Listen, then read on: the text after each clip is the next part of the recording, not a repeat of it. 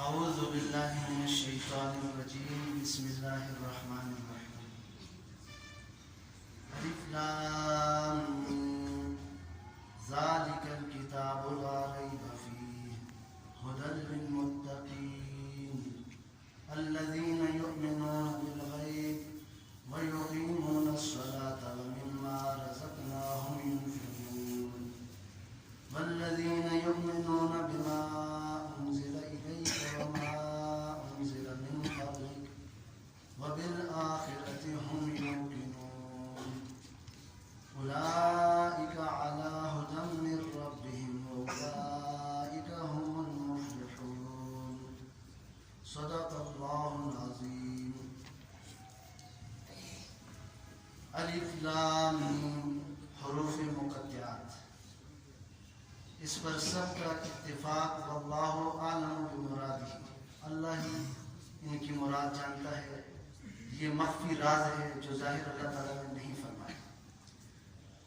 ذالک الکتاب لا ریب فیہ، یہ وہ کتاب ہے جس میں کوئی شک نہیں، ھدی للمتقین، ہدایت ہے تقوی والوں کے لیے، الذین یؤمنون بالغیب، وہ لوگ جو غیب پر ایمان رکھتے ہیں، وَيُقِيمُونَ الصَّلَاةَ اور نماز کو قائم کرتے ہیں، وَمِمَّا رَزَقْنَاهُمْ يُنْفِقُونَ اور جو کچھ رزق ہم نے ان کو دیا اس میں سے خرچ کرتے ہیں، وَالَّذِينَ يُؤْمِنُونَ بِمَا أُنزِلَ إِلَيْكَ اور وہ لوگ جو ایمان لائے اس پر جو آپ کی طرف نازل ہوئی، وَمَا أُنزِلَ مِن قَبْلِكَ اور جو آپ سے پہلے نازل ہوئی، وبالآخرۃ ہم یوقنون اور آخرت کو وہ یقینی جانتے ہیں، اولئک علی ھدی من ربہم، یہی لوگ ہیں اپنے رب کی طرف سے ہدایت پر، اولئک هم المفلحون اور یہی لوگ فلاح پانے والے ہیں۔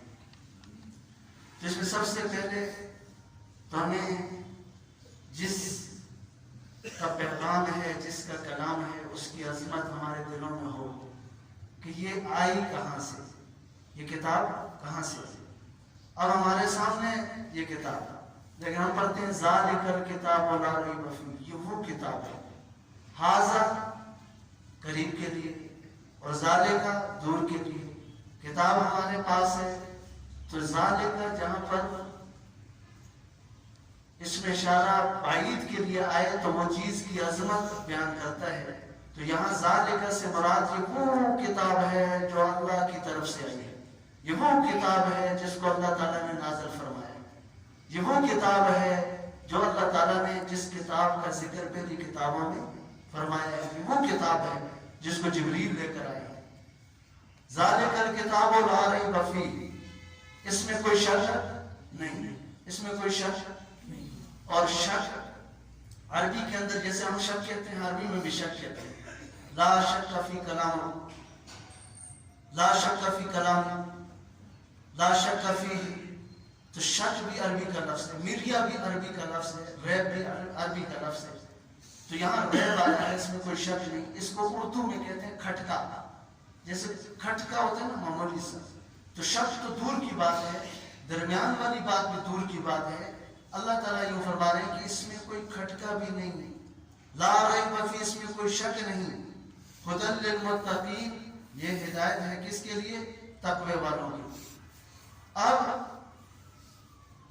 الذین یؤمنون بالغیب، وہ لوگ جو ایمان لائے غیب پر، تو غیب سے مراد اللہ کی ذات، اللہ کو کسی نے دیکھا ہے تو اللہ کو بن دیکھے ایمان لائے، جنت کو بن دیکھے ایمان لائے، جہنم کو بن دیکھے ایمان لائے، آخرت ابھی آئی نہیں، غیب پر ایمان، قبر میں بھی گئے نہیں، غیب پر ایمان، اللہ کی وحدانیت نبیوں کی زبان پر اور قرآن کے اندر جو آئی ہے کوئی اس میں ہم نے غیب پر ہی ہم ایمان لائے ہیں، اور جو کچھ ہے جنت ہے تو اس کے ساتھ ہم نے اوپر والی بات کرنی ہے، لا ریب فیہ، اس میں کوئی شک نہیں، اللہ اکیلا ہے تو لا ریب فیہ، اللہ واحد ہے لا ریب فیہ، اللہ طاقتور ہے لا ریب فیہ، اللہ ہی پیدا کرتا ہے لا ریب فیہ،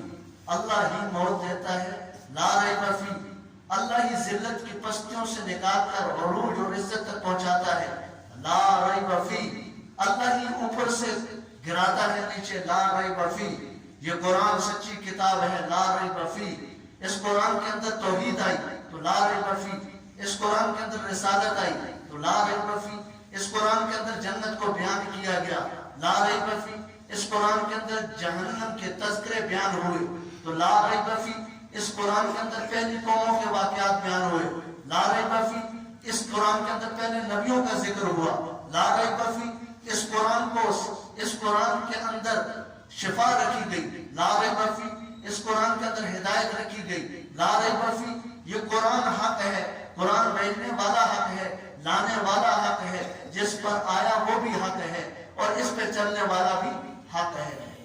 کتنے حق ہو گئے؟ اللہ حق، ذالکم اللہ ربکم الحق لا ریب فیہ، قرآن میں آیا نا کہ یہ تمہارا رب ہے، حق رب، سچا رب، اس میں کوئی شک ہے؟ لا ریب فیہ۔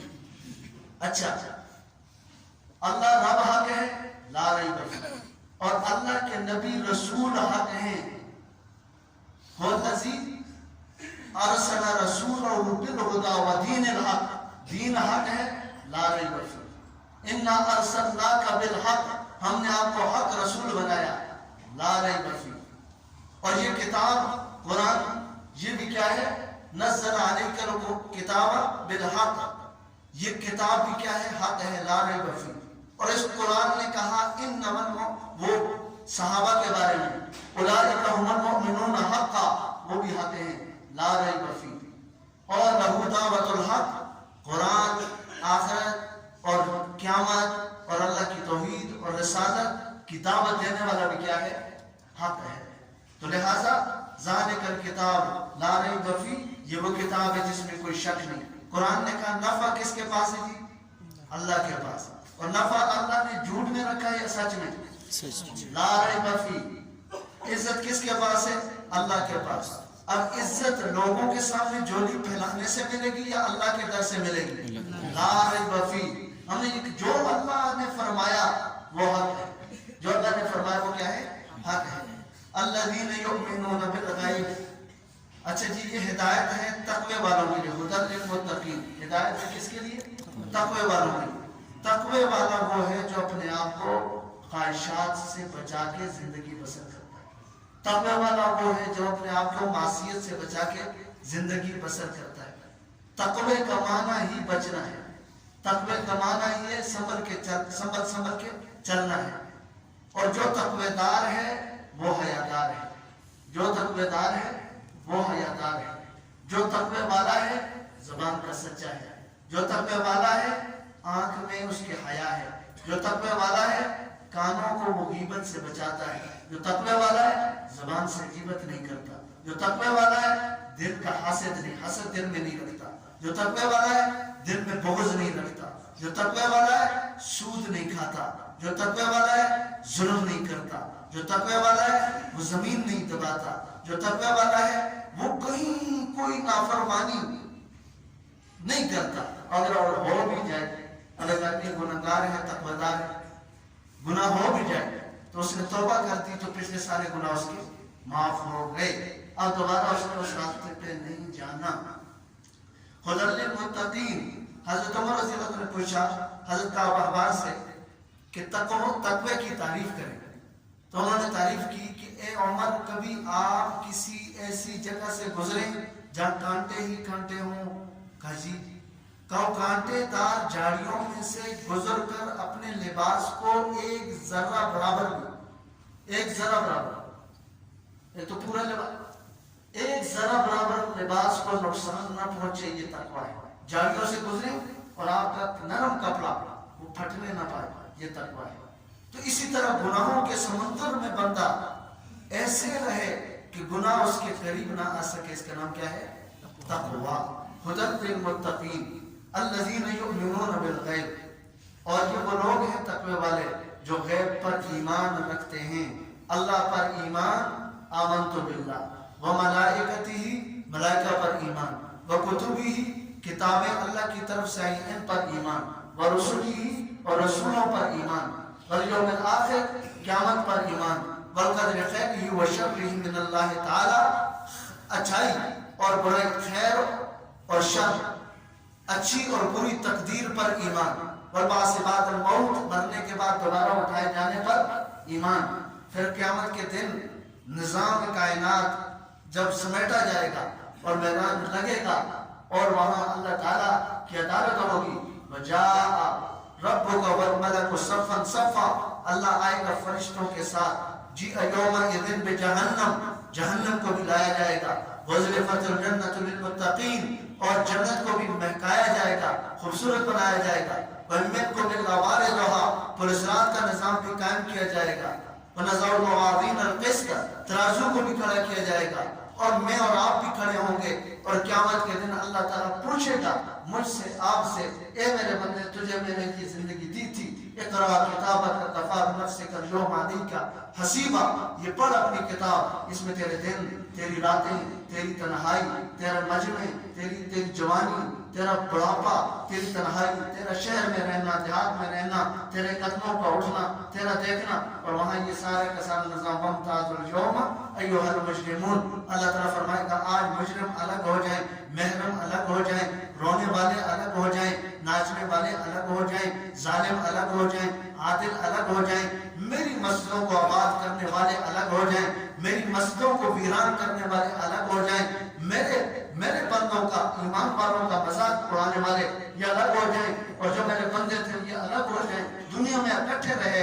دنیا میں تو نظام ایسا ہے کہ ایک کاٹن کے سوٹ پہننے والا، کاٹن کا سوٹ ہو، اچھا لباس ہو، مہنگا لباس ہو، بڑی گاڑی ہو، بڑا گھر ہو، وہ جس حال میں بھی ہو، جیسا بھی ہو، دنیا متاثر ہوتی ہے، اسے سلوٹ کرتی ہے، اور ایک حافظ قرآن، اللہ کی قسم کیا نظام ہے اللہ کا، یہ حافظ قرآن جس کے سینے میں قرآن ہے، کہ اللہ کے نبی نے فرمایا ان اللہ یرفع بہذا الکتاب اقواما ویضع بہ آخرین، یہ جو کتاب ہے، یہ اللہ تعالیٰ اس کتاب کے ذریعے سے کتنے لوگوں کو بلند کر دیتا ہے، اور کتنے لوگوں کو کتاب کی وجہ سے کہ کتاب کا وہ لحاظ نہیں رکھتے، پس پش ڈالتے ہیں، اللہ ذلیل و خوار کرتا ہے۔ یہ وہ کتاب ہے، آج دنیا کہتی ہے میں سچا، وہ سچا، وہ سچا، سیاستدان کہتے ہیں ہم سچے، لیڈر کہتے ہیں ہم سچے، دکاندار کہتے ہیں ہم سچے۔ اب قرآن، اللہ کے نبی نے فرمایا من قال بہ صدق، یہ جو علماء کرام ممبروں پہ قرآن بیان کرتے ہیں نا، اللہ کے نبی نے فرمایا جو قرآن پر بات کرے یہ سچا ہے۔ من قال بہ صدق ومن عمل بہ اجر، جو قرآن پر عمل کرے وہ اجر پانے والا ہے۔ من حکم بہ عدل، ہر فیصلہ انصاف نہیں ہے، قرآن پہ فیصلہ جو کرے گا یہ انصاف ہے۔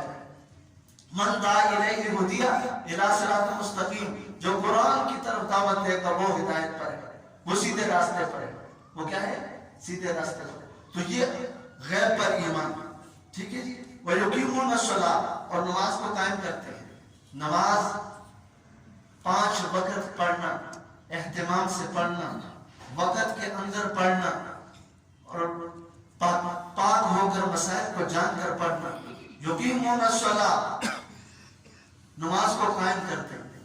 اور پڑھنا اور قائم کرنے میں کیا فرق ہے میں آپ کو بتاتا ہوں۔ ایک آدمی نے پڑھ لیا، میں نے پڑھا کہ ایک پلاٹ، اس کی لمبائی چوڑائی اتنی ہے، اور اس میں اتنے کمرے بنتے ہیں، اتنا سریہ لگتا ہے، اتنی بجلی لگتی ہے، اور اس کے ڈیزائن یہ ہے، اور اس کے کمرے اتنے ہیں، اس کا کچن ادھر ہے، ڈرائنگ روم ادھر ہے، ہم نے پڑھ لیا۔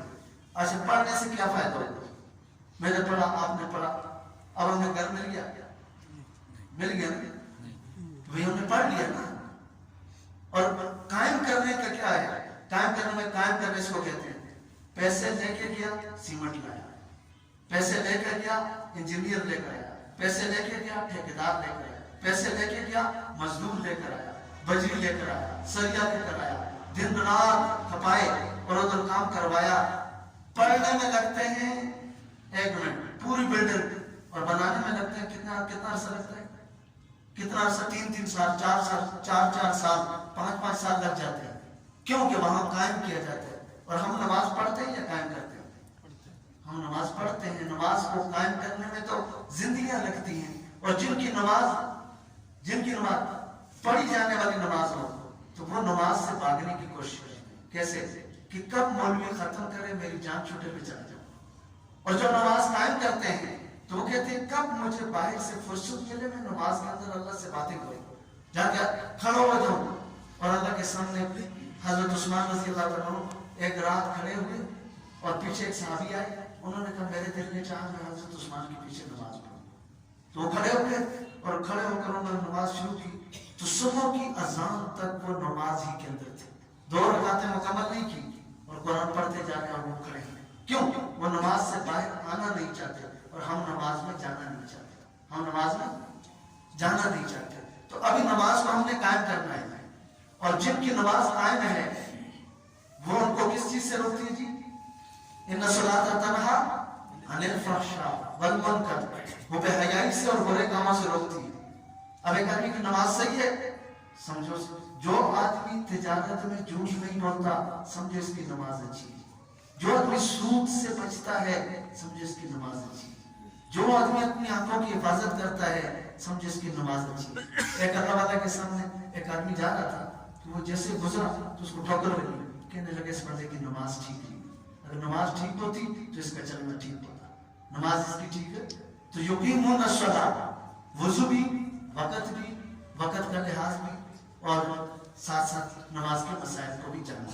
آگے کیا ہے؟ وَمِمَّا رَزَقْنَاهُمْ يُنْفِقُونَ، جو یہ دن رات پیسے کماتے ہیں اس میں سے خرچ کریں، ایسے نہیں۔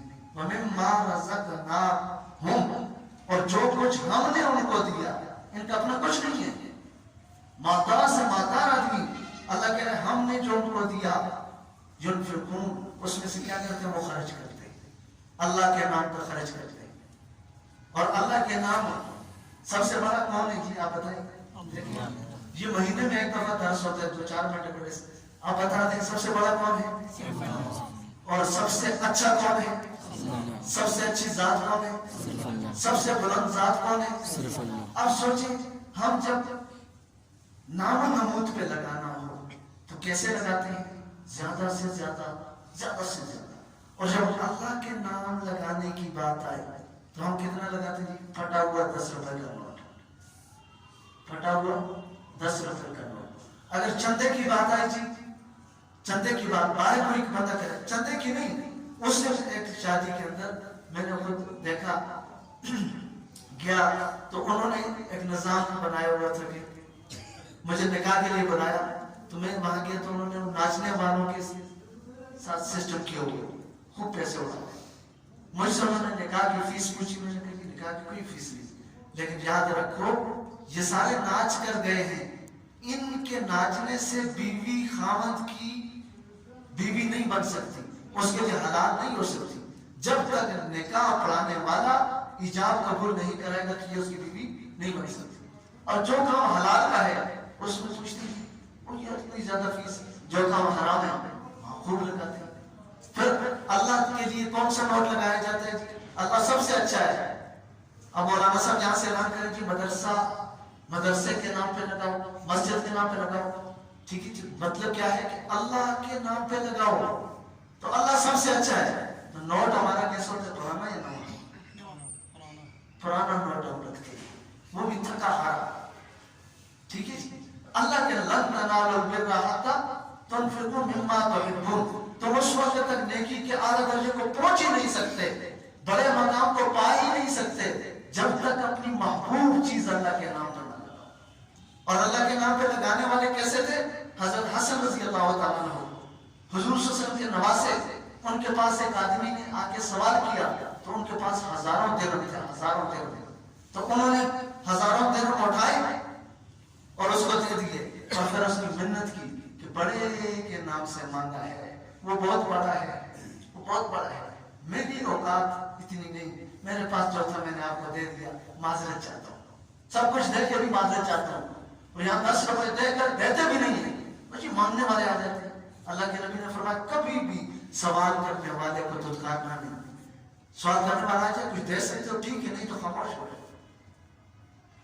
وَمِمَّا رَزَقْنَاهُمْ يُنْفِقُونَ، کس کے نام پہ خرچ کرتے ہیں؟ اللہ کے نام۔ جو کچھ اللہ کہتے ہیں ہم نے ان کو دیا اس میں سے خرچ کرتے ہیں. والذین یؤمنون بما انزل الیک، اور وہ اس پر بھی ایمان رکھتے ہیں جو آپ کی طرف نازل ہوئی، یعنی قرآن پاک. وما انزل من قبلک، اور جو آپ سے پہلے تورات، زبور، انجیل اور 100 صحیفے نازل ہوئے ان پر بھی ایمان. وبالآخرۃ ہم یوقنون. یہاں پر ایک بات آسان کہ بھئی اللہ کے نبی کی ختم نبوت کو یہاں بیان کیا گیا کہ جو چیز آپ پر نازل ہوئی، آپ کی طرف نازل ہوئی قرآن، اس پر وہ ایمان رکھتے ہیں. اگر اس میں ہوتا کہ بعد میں بھی کوئی آئے گا مرزا، جیسے لعین مردود نے نبوت کا دعویٰ کیا، تو وما انزل من قبلک کے بعد میں بعد بھی ہوتا ہے کہ بعد میں بھی کوئی کتاب آئے گی اس کو بھی مانا جائے گا. یا قبل ہو گیا آپ کے اوپر انزل، آپ کے اوپر جو نازل ہوئی، انزل الیک آپ پر جو نازل ہوئی، وما انزل من قبلک اور جو آپ سے پہلے نازل ہوئی اس پر ایمان رکھتے ہیں. وبالآخرۃ ہم یوقنون، اور آخرت کو وہ یقینی جانتے ہیں اور وہ ہمیشہ رہنے کے لیے یہاں نہیں آئے. وہ یہ سوچتے ہیں کہ ایک دن آئے ہیں، ایک دن یہاں سے کوچ کر جائیں گے. وہ یہ سوچتے ہیں کہ آج آنکھوں کے بلب جل رہے ہیں، کل آنکھوں کے بلب بجھ جائیں گے. اور وہ یہ سوچتے ہیں آج ہاتھوں میں حرکت ہے تو کل یہ حرکت ختم ہو جائے گی. اور وہ یہ سوچتے ہیں کہ آج ان کا دل دھڑک رہا ہے، کل یہ دھڑکن ختم ہو جائے گی. اور وہ یہ سوچتے ہیں کہ یہ دن رات کا نظام ہمیشہ کے لیے نہیں، یہ ایک نہ ایک دن ٹوٹے گا اور ختم ہوگا. زمین میں زلزلہ ہوگا اور پہاڑ اڑ جائیں گے اور سورج بے نور ہو جائے گا، چاند تارے ٹوٹ جائیں گے، آسمان پھٹ جائیں گے اور زمین کا سارا نظام تہس نحس ہو جائے گا. اذا زلزلت الارض زلزالہا، یہ زمین ہلائی جائے گی زلزلے کے ساتھ، شدید زلزلے کے ساتھ. اللہ کا وہ نظام آئے گا، قائم ہوگا اور اللہ تعالیٰ ساری مخلوق کو ختم کریں گے اور قیامت آئے گی. آج جہاں جو بدماشی کرتا ہے کر لے، آج جو جہاں جو بھی کرنا چاہتا ہے کر لے. اپنے آپ کو اللہ کی نافرمانی میں لگا کر غرور و تکبر کرنے والا جو چاہتا ہے کر لے. ایک دن آئے گا کہ اس طاقتور ذات کے سامنے کھڑا ہونا ہے، ایک ایک رائی کے دانے کے برابر چیز کا بھی حساب دینا ہے. فَمَن يَعْمَلْ مِثْقَالَ ذَرَّةٍ خَيْرًا يَرَهُ وَمَن يَعْمَلْ مِثْقَالَ ذَرَّةٍ شَرًّا يَرَهُ. اللہ کے نبی نے فرمایا الا فَعَمَلُوا، خبردار خبردار عمل کرو. وَأَنْتُم مِّنَ اللَّهِ عَلَىٰ حَذَرٍ، تم اللہ کے پاس حاضر ہونے والے ہو.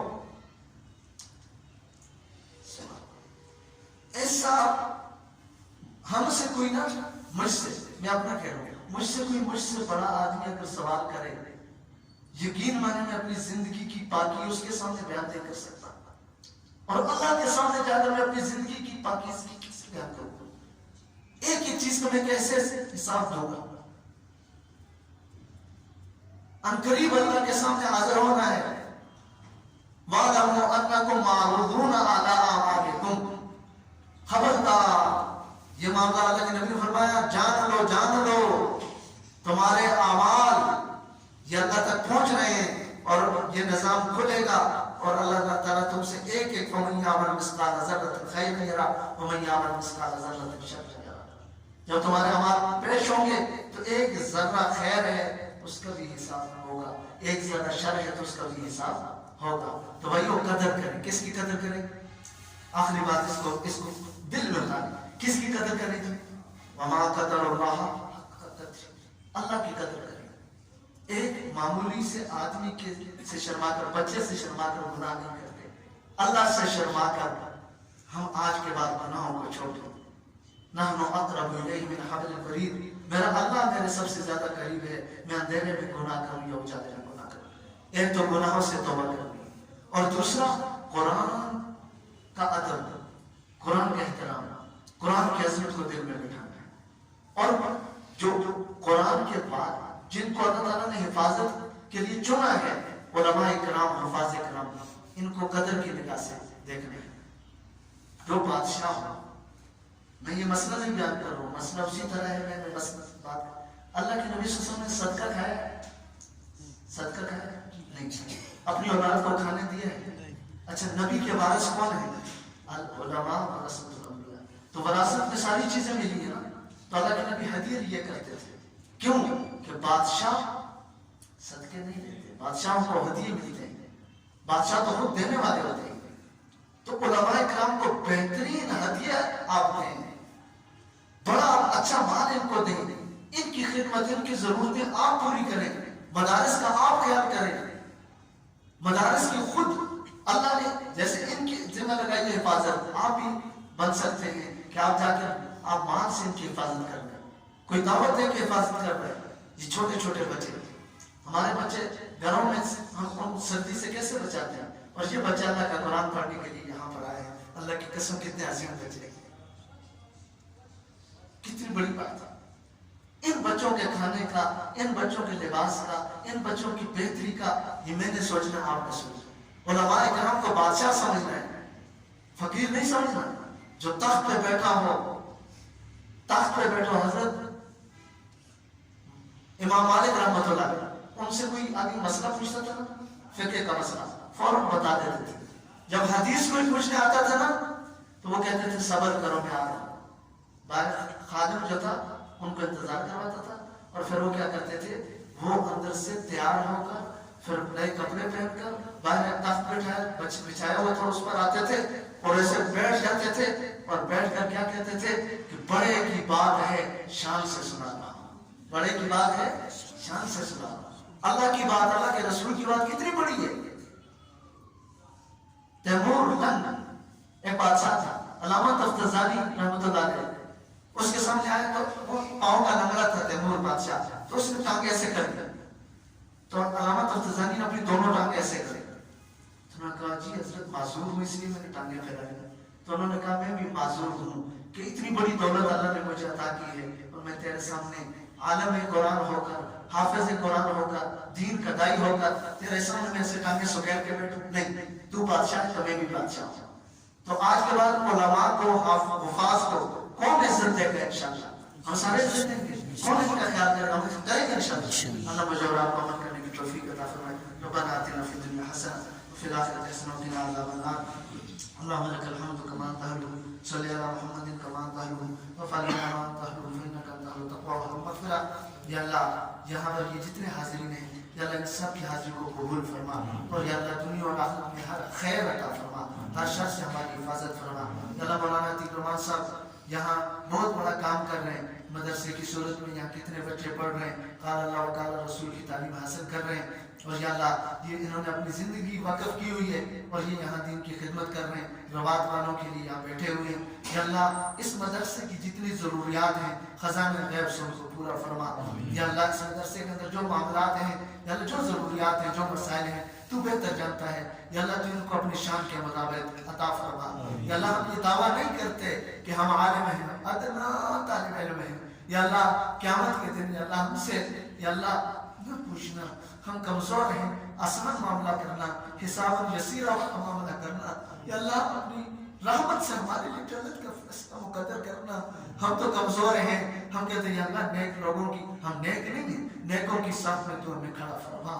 یا اللہ ہم ولی نہیں ہیں، ولیوں کی صف میں ہمیں کھڑا فرما۔ یا اللہ ہم گنہگار ہیں، یا اللہ جن لوگوں سے تو راضی ہو چکا ان کی صف میں ہمیں کھڑا فرما۔ یا اللہ مولانا عتیق رحمان صاحب کی اس خدمت کو قبول فرما، اور یا اللہ جیسے انہوں نے آغاز کیا اس پودے کا، تو یا اللہ تو کسی کا محتاج نہیں، درخت کے نیچے بیٹھ کر یا اللہ دیوبند والوں نے اس کام کا آغاز کیا تھا، اور وہ پوری دنیا میں پھیل گیا۔ یا اللہ اس روات کے، اس المقبول مسجد کے، اس دارالعلوم اصحاب الصفہ کو پوری دنیا کے لیے ہدایت کا ذریعہ بنا، اور یہاں کے جتنے بھی حضرات ہیں، اساتذہ کرام ہیں، مدرسین ہیں، یا اللہ ان کے معاونین جو بھی ہیں، یا اللہ ان کو اپنی شان کے مطابق بدلہ عطا فرما، اور یا اللہ خزانہ غیب سے یا اللہ ہماری اس مسجد کی اور ساری مساجد کی ضروریات کو پورا فرما، اور یا اللہ ہمیں ایسا جذبہ عطا فرما کہ جب تیرے نام لگانے کا وقت آئے تو ہم زیادہ سے زیادہ لگا کے بھی یہ سمجھیں کہ بہت تھوڑا لگایا ہے۔ یا اللہ آج تو ہم اتنے کمزور ایمان والے ہو گئے کہ تھوڑا لگا کے بھی ہم کہتے ہیں بہت کچھ ہو گیا۔ یا اللہ تو بہت بڑی ذات ہے، بہت بڑی ذات ہے، ہمارے تھوڑے پر بھی تو اللہ قبول کر کے تو کان اللہ شاکرا علیما، تو قدردان ہے، جانتا ہے میرے دل میں کچھ نہیں، ہمارے پاس کچھ نہیں، تو اپنا رحم فرما، فضل فرما، اور یہ ہم سے راضی ہو جا، امت مسلمہ کے لیے خیر کا فیصلہ فرما۔ یا اللہ پاکستان کی حفاظت فرما۔ یا اللہ جو لوگ دین سے دور کرنے کی محنت میں لگے ہوئے ہیں ان کو ہدایت عطا فرما۔ یا اللہ جو لوگ دینداروں کے مخالف ہیں ان کو ہدایت عطا فرما۔ یا اللہ ہدایت مقدر نہیں ہے تو یا اللہ ان کو راستے سے ہٹا دے، ان کو راستے سے ہٹا دے، اس بستی کو، اس پاکستان کو یا اللہ ہم ہو یا نہ ہو یا اللہ مدینے والی ریاست بنا دے اور خلافت راشدہ کا نظام یہاں قائم فرما دے۔ حضرت عمر رضی اللہ عنہ کا دور یا اللہ کوئی ایسا پیدا کرتے صلاح الدین ایوبی، کوئی ایسا پیدا کرتے عمر بن عبدالعزیز، یا اللہ ہم مانگ تو بڑی مانگ سکتے ہیں، اللہ تجھ سے مانگ رہے ہیں، تو کہتا ہے مانگو فسألونی، تیرا اعلان ہے کہ مانگو مانگو مانگو تو سب کو دے، تیرے خزانے میں اتنی کمی نہیں آتی کہ ایک سوئی کو سمندر میں ڈبونے سے ناکے کے ساتھ پانی لگتا ہے، تیرے خزانے میں یہ کمی بھی نہیں آتی، یا اللہ تو اپنی شان سے ہمیں دے دے، شان سے ہمیں دے دے، ہماری روح کو پاکیزہ بنا دے، ہمارے گناہوں کو معاف فرما دے، آج کے بعد اس راستے پہ چلا جس سے تو راضی ہوتا ہے، ہر اس راستے سے حفاظت فرما جس سے تو خفا ہوتا ہے، ناراض ہوتا ہے، یا اللہ ان ہمارے دلوں میں جو حاجات ہیں ان کو پورا فرما، سارے بیماروں کو شفا عطا فرما، یہ بھائی جتنے محبت میں بیٹھے ہیں یا ان کے کاروبار میں برکت پیدا فرما، اور یا ان کی جو دلی مرادیں ان کو پورا فرما، سبحان ربک رب العزت عما یصفون وسلام علی المرسلین والحمد للہ رب العالمین، آمین برحمتہ۔